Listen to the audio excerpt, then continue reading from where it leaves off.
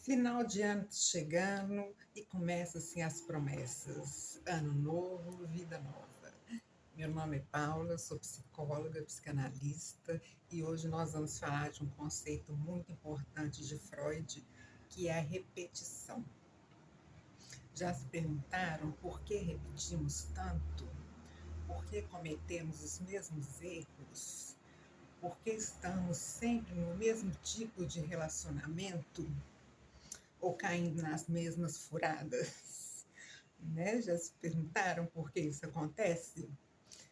Freud vai falar sobre a repetição. Alguns filósofos já trataram desse assunto, como Nietzsche, Kierkegaard, Schopenhauer, né? Eles já falavam sobre repetição. Mas, mais uma vez, Freud vai pegar esse conceito e vai sistematizar. E ele vai escrever, em 1914, um texto muito importante que se chama Recordar, Repetir e Elaborar. Nesse texto, né, Freud, o que ele vai trabalhar? Algumas coisas que ele percebeu na sua clínica. Né? Antes, Freud trabalhava muito com a hipnose e depois, né, ele muda o método de tratamento psicanalítico para a associação livre. Porque Freud antes tentava chegar àquela lembrança, né, que era reprimida e que era causa de sintomas. E aí ele se esbarra com a resistência, né? Então, a partir da associação livre, ele começa a perceber, né, que o paciente fala, né, ele se recorda, mas ele não se recorda de tudo. Então, ele vem dizer que o recordar é uma abreação. O que é uma abreação? Né? Uma reação inconsciente, emocional, né, diante de uma situação, uma cena dolorosa, traumática para o sujeito. Então, recordar, ele está sempre na ordem da lembrança. E aí, Freud vai dizer que, né, o repetir é da ordem do ato. Aquilo que o sujeito não recorda, ele repete em ato. Ele repete sem saber o que está repetindo. E afinal de contas, o que tanto repetimos? Né? Repetimos o quê? Repetimos as nossas atitudes, repetimos traços patológicos, né, do nosso caráter, da nossa personalidade, repetimos nossos sintomas, né, e muito mais.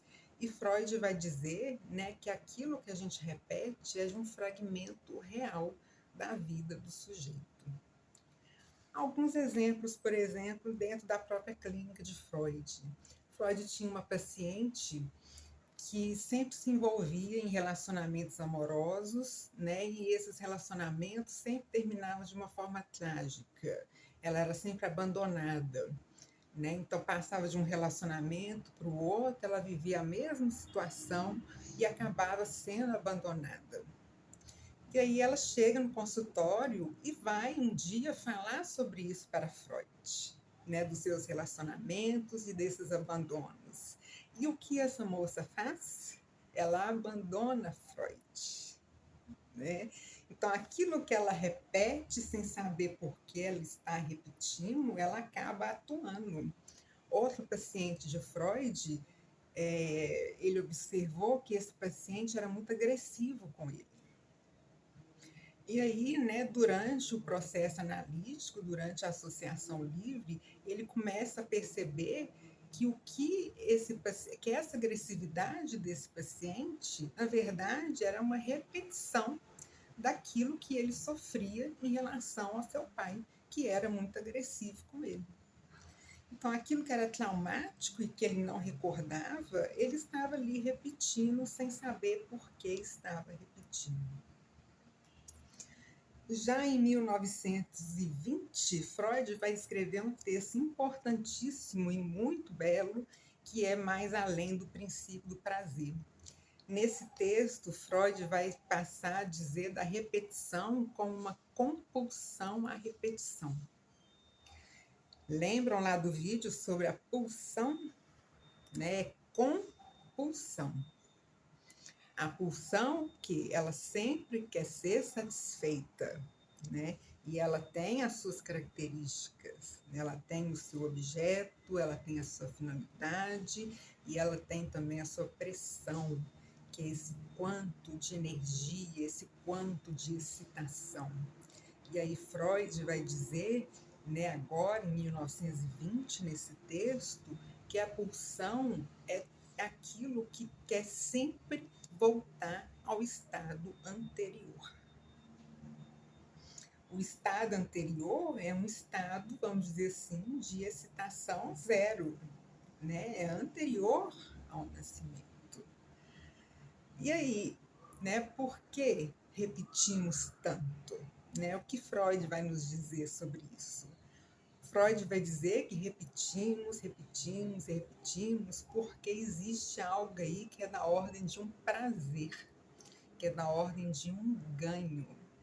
Vocês já viram uma pessoa, por exemplo, adoecida, em sofrimento? Isso não tira o sofrimento da pessoa, tá? Ela está em sofrimento, mas ela não quer melhorar.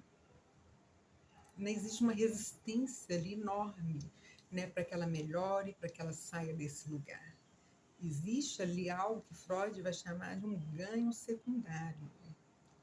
Algo ela ganha aí nesse lugar, nessa posição. E assim para outras coisas na nossa vida também. Muitas vezes nós estamos em um lugar que é um lugar, né, que a psicanálise vai mais tarde chamar de um lugar de gozo, que não tem nada a ver com o sexual, com o orgasmo, né? Justamente esse a mais que o sujeito ganha, né? Lacan vai dizer que o gozo é o usufruto. Então, como parar com a repetição, né? Como não viver as situações de novo, e de novo, e de novo? É justamente você acrescentar o novo e não viver de novo.